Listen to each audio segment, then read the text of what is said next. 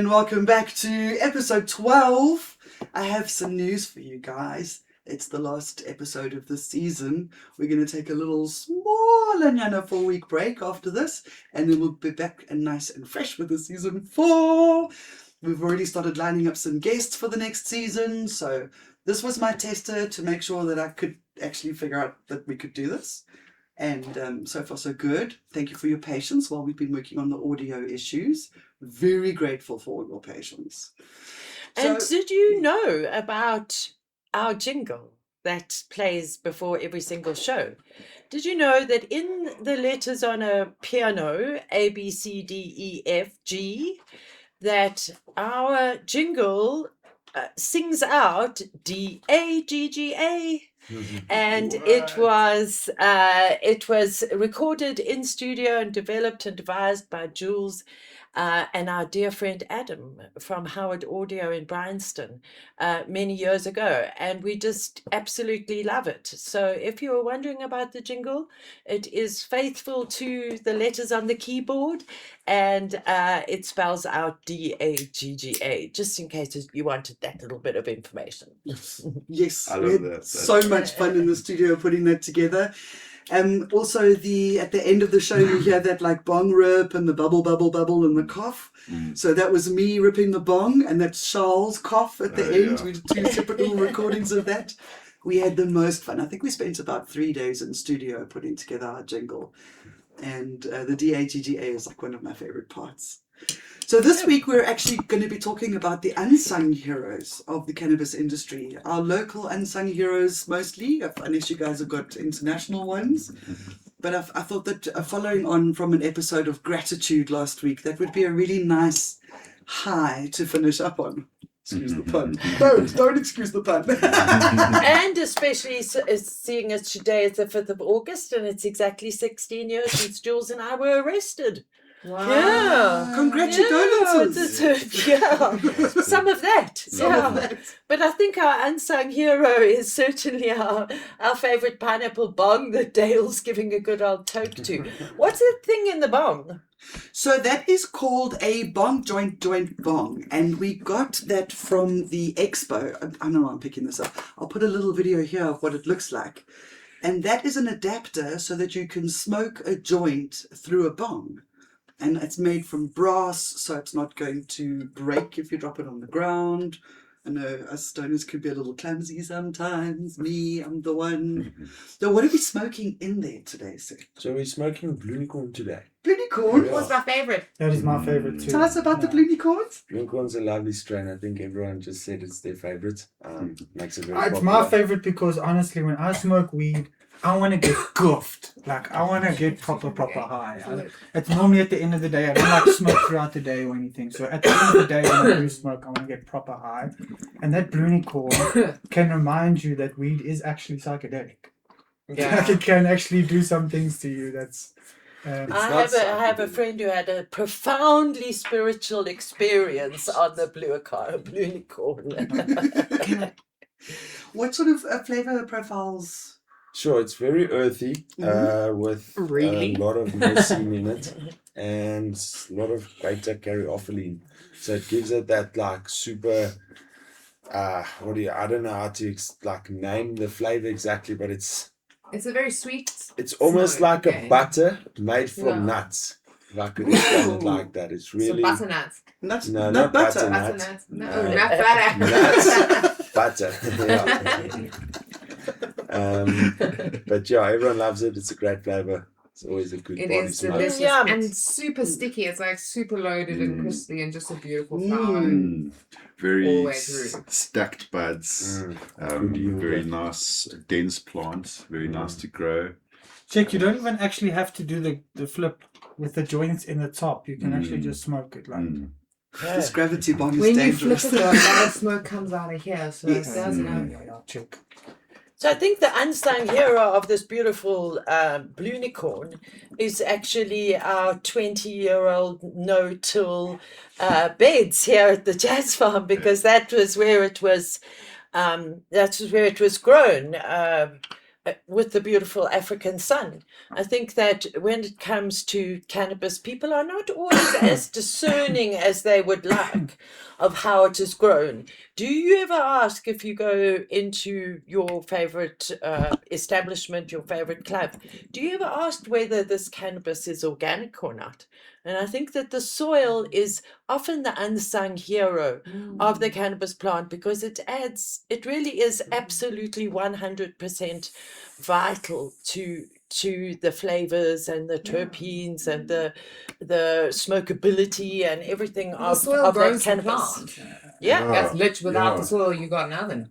exactly. Well, Sort yeah, like you could argue for the case for hydroponics, but in the hydroponics, you're not really getting the benefit of the microbes and the fungal network in this that lives And in the the soil, grasshopper mycelium poop. network. Yeah. But What about the grasshopper? with the no-till, I feel like it's easy for an OG like yourself to talk about how easy it is with a no-till garden, because you've built that garden over 20 odd years. Yeah. But for some newer guys to try and use a no-till garden and not adding any synthetic nutrients or anything like that, it's not easy. How do you No, it's start a not no-till easy. garden? Cardboard. Yeah. Yeah. Organic matter. You start by not digging it up. Yes. Okay. So you build it up, build it up, build it up. So every year you can add your organic nutrients. You can add things like rock dust and what that volcanic The ash volcanic and all rock of that. dust, And yeah. you can edge your beds with companion plants like yarrow or tansy or comfrey, and then you can use those companion plants for making an organic feed. And it's particularly good for home growers to develop a no-till system. It's difficult for large facilities and all of that to be organic. That's why the facilities should be exporting their weed and not selling it to all of us. Yeah. But we're always championing the craft aspect of things and the home growing aspect of things. So look into all of these permaculture principles of companion planting, of organic feeding, of beautiful African sunshine. And you can always contact us at the Jazz Farm or Fields of Green if you want to come and visit our 20-year-old no-till raised beds and see how it's done. So I just thought, seeing as this was so delicious and it was grown here at the Jazz Farm, that we'd start off with the unsung hero of the soil. So some of the unsung heroes. that And was- mulch. And mulch. Sorry to yes. interrupt, my Joe. Yeah, And no, mulch. absolutely. Actually, before I even move on to that, so Hugelkultur would it be a little bit similar to a no-till garden? Because I know that that's something that you also build up with big lawns and smaller and smaller and smaller and Yeah.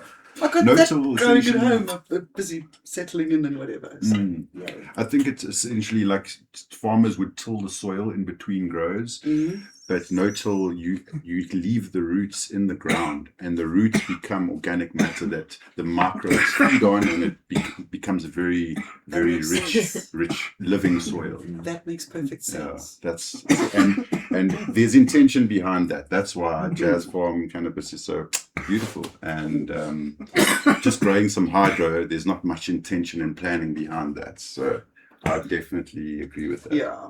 It comes to the microbes, because the microbes is what gives everything its life, Yes. It has this mutual beneficial relationship with the plants where microbes is in the soil.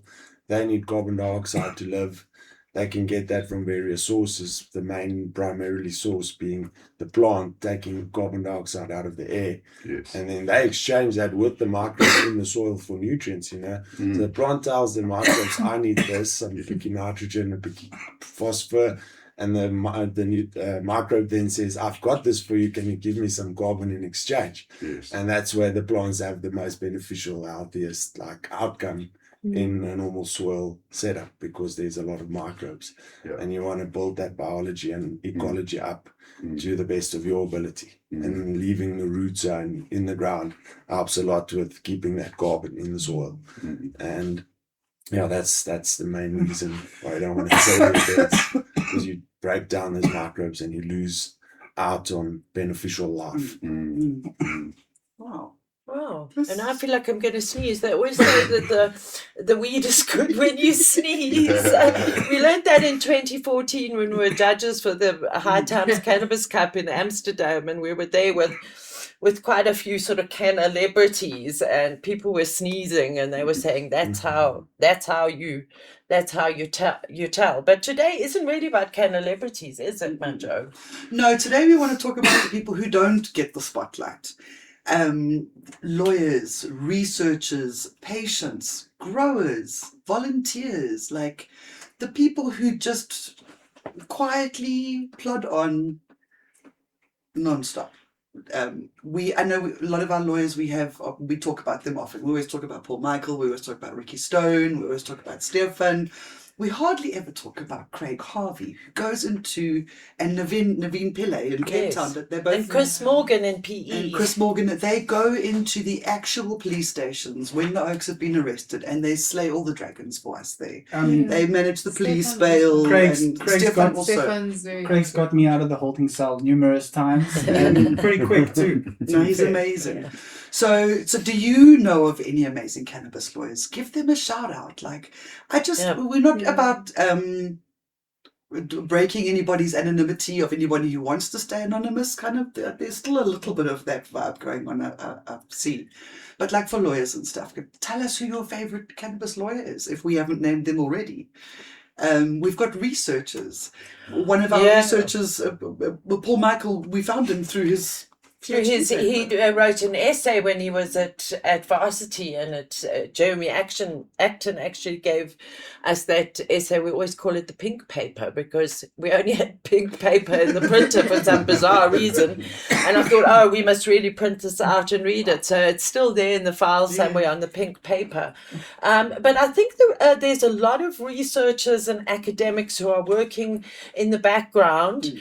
We got to meet some at the expo, and certainly at the International Cannabis Symposium, who are working and publishing papers and attending seminars and keeping the conversation going in academic circles that we don't often hear about. There's a young man from Stellenbosch University that Amy and I have been speaking to at length, who's he's just finished his master's thesis on cannabis, and he's launching into his PhD.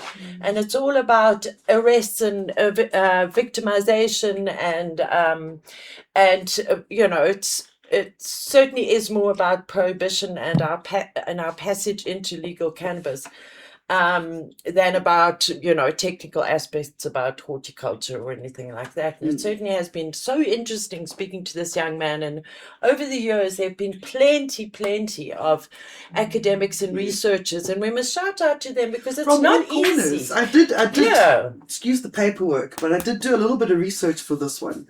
So some of the PhDs that I found, or the researchers that I found, Nkobile Bundwini, I hope I said that right, from UCT, did a doctoral thesis on destigmatizing the recreational cannabis industry. Whoop, whoop. That was in 2020. It's a very interesting paper. Ranja Wairach, I really hope I'm not butchering your names. Ranja Wairach, also UCT, did a master's thesis on criminalizing cannabis in South Africa, a history and post-Prince discussion. So that was done in 2021. And then this is an old one, 2015. Tachin Ramnath from the University of KZN did an economic evaluation of alternate cannabis policy options towards a cost-benefit analysis. So back in 2015, he was already looking at how policy could change the economic, And I'm also thinking of Etienne and Leela from Bear Consulting, who've been bearing away in the background doing amazing work with harm reduction. And Etienne works with the East Africa Drug Policy Coalition. I think I've got the name of that right. And they also just quietly, and sometimes not so quietly, on social media.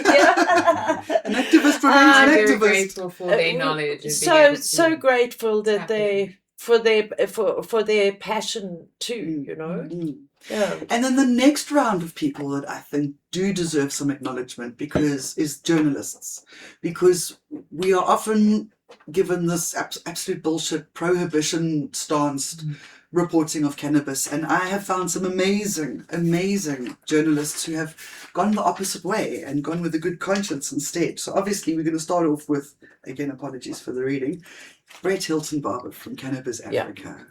We've spoken about him before, but he is just such a lovely man, and he's been doing such amazing work. From the Daily Maverick, Marianne Tam, Karen Dolly, and Kevin Bloom have always been in our corner, always written objectively and without that prohibition mindset. I think that the only real prohibition journalism that comes out now, and everybody laughs at it really, is the tabloids. Yes. Sorry, Daily Sun, but sometimes you just like, bleh, you know, like great really, boards too. you know, which century are you even living in? But that usually comes from a sort of rehab background and misunderstanding on the real root causes of substance use disorders and that type of thing.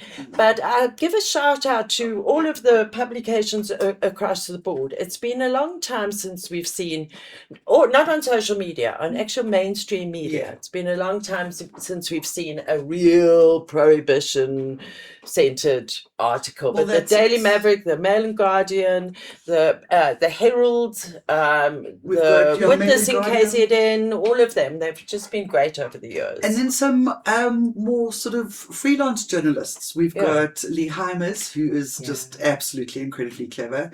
Nicholas Heinemann writes amazing. He's put out some amazing articles. So he would be called a Mail and Guardian thought leader, is how the Google decided to describe him to me. And then the late William Paddy Harper, who wrote for publications like Mail and Guardian, City Press, and the Sunday Times. Paddy was one of Paul Michael's neighbours down there in the Midlands, and we're really sad that he died earlier this year because he always had a dream of a permanent cannabis insert in the Mail and Guardian, and never really quite got off the ground, and then sadly he crossed over to the other side. In fact, one that I haven't listed here was Amanda. She was one of the editors for, I want to say, The Star. She also passed about a year ago. But she also, I remember being up in the media little balcony at the Concourt with her when we were busy filming all of that. So I know that she was also pretty balanced in her way of reporting things. So thank you, journalists, who actually apply your minds and don't just automatically fall into old habits of this prohibition talk. The journalists are a big one because I think without those public cases, like the mainstream media wouldn't have said anything about the trial of the plant. Yeah.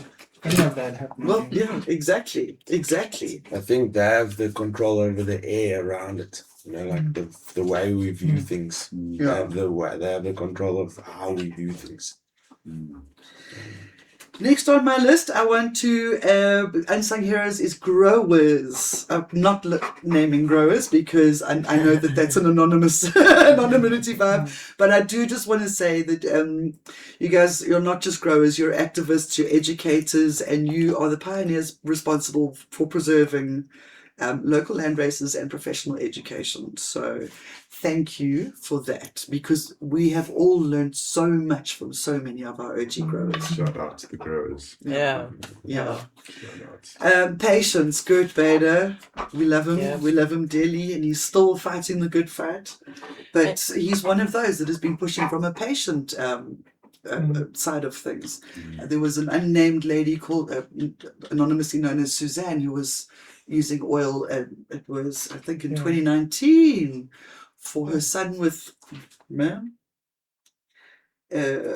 Costello syndrome. So, and she was also in the media quite a bit before.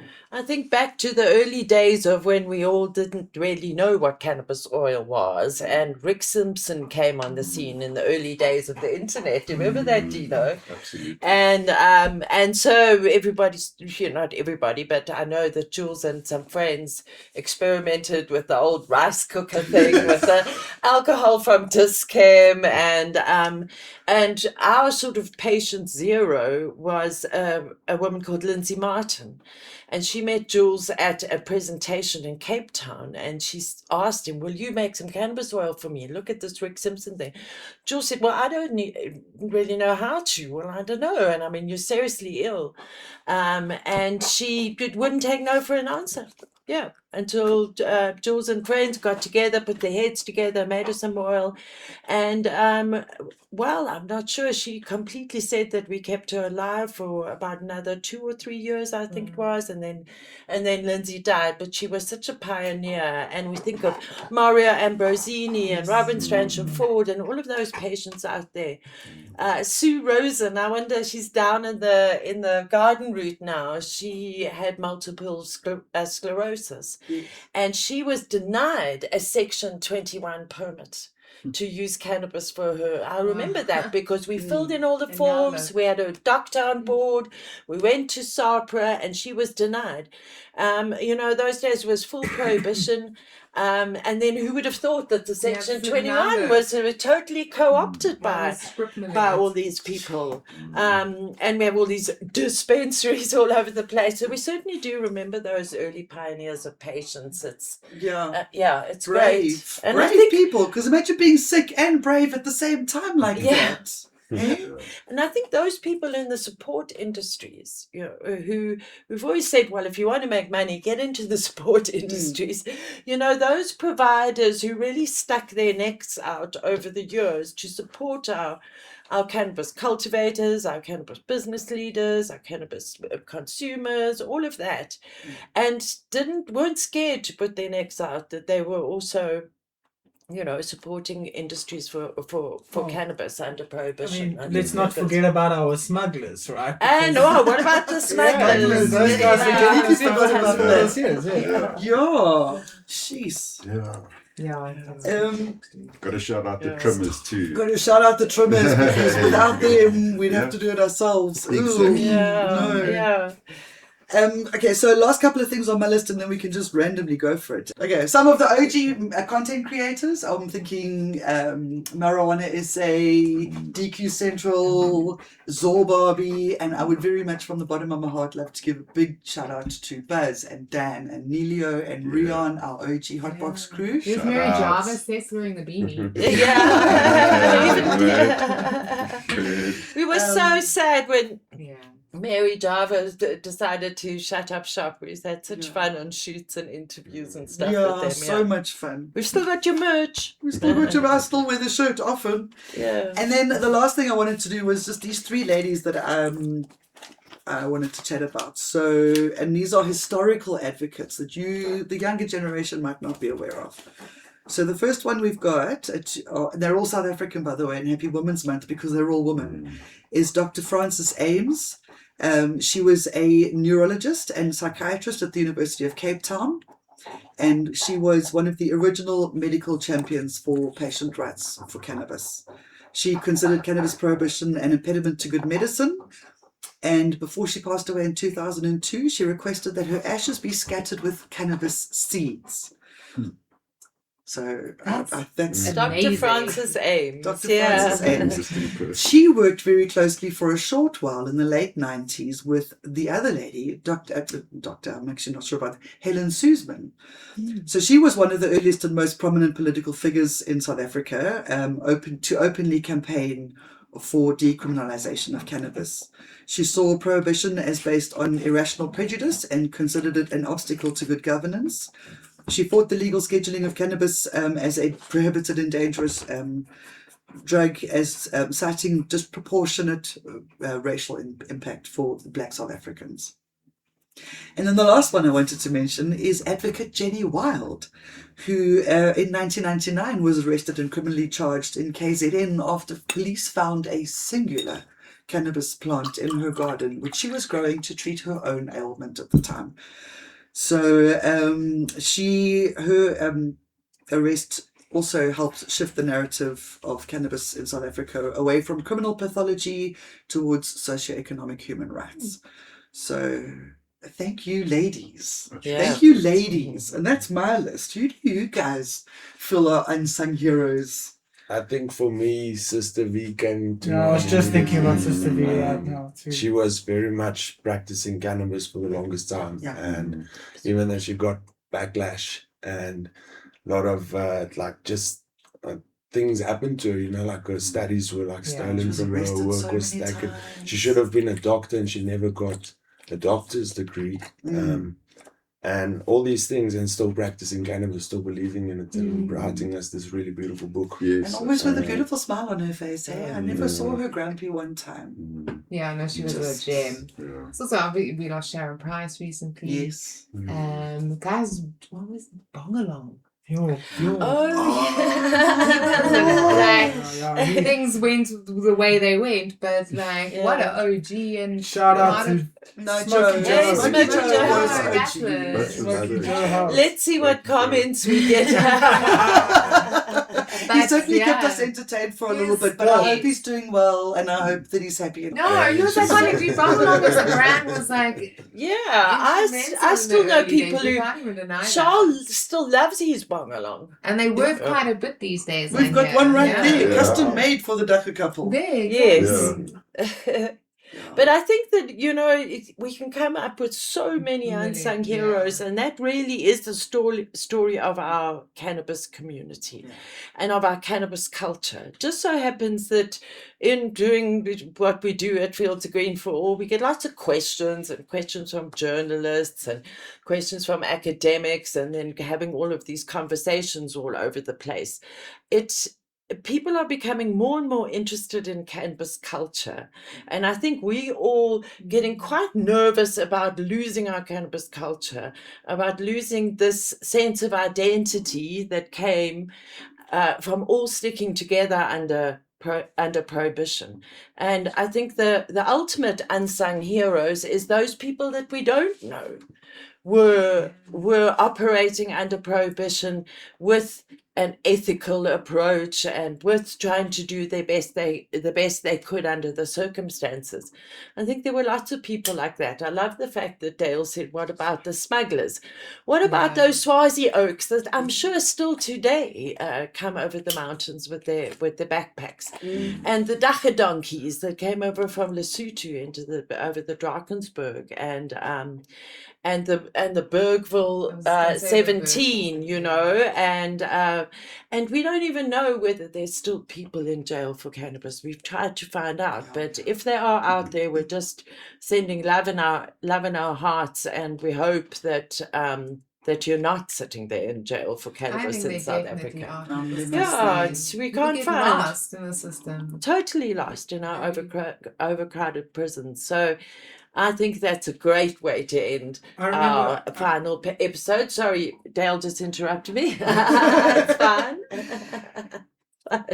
I remember all those guys also that used to bring seeds from like South America Yeah. and stuff like that, and stuffing them into all sorts of toys to try and smuggle into us. Jules and I were always smuggling seeds, and now we sort of grow from clones and have advanced, and there's no need to smuggle seeds because we can just order them on the internet and get them sent here. Yeah. It's not a And also, pirate I- thing. Although in America they've kind of hampered that now apparently. Have they? Yeah, seed sales are apparently, I'm not sure in all states, but I know that breeders are now starting to get a bit nervous in America because they're changing the law. They're looking at changing it, or they've changed it already. So I know there's been a lot of chatter America. about that. Yeah. God love America. They always make it so Someone's gonna- complicated.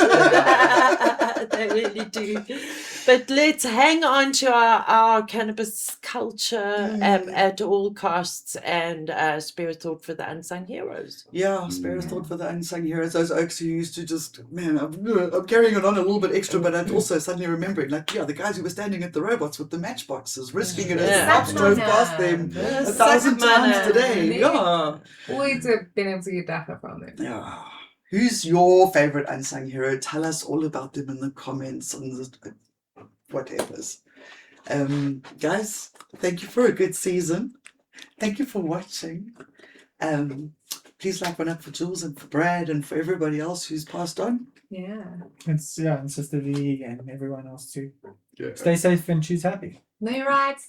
Know your responsibilities. Yes.